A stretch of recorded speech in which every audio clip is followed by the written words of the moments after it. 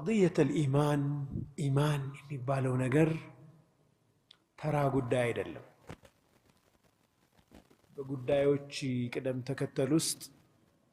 ወደ ታች የምንወስደው አይደለም ሃሚሽ አይደለም የጫፍ ጉዳይ አይደለም እጅግ መሰረታዊና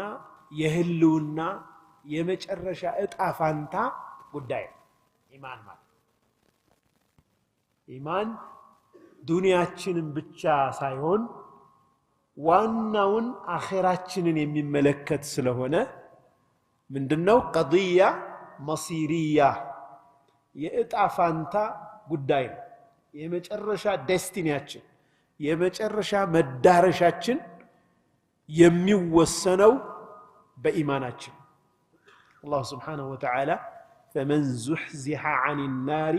وأدخل الجنة فقد فاز كجهنم راسون ماراك چلو كجهنم يتراك أسو وأدخل الجنة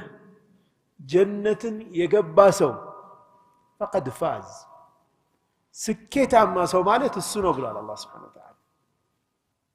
تلك سكيت لسولج كجهنم رقو جنة ماجد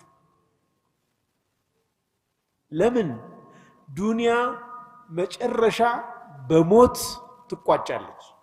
عند سو تمچوم التمچوم اغنيم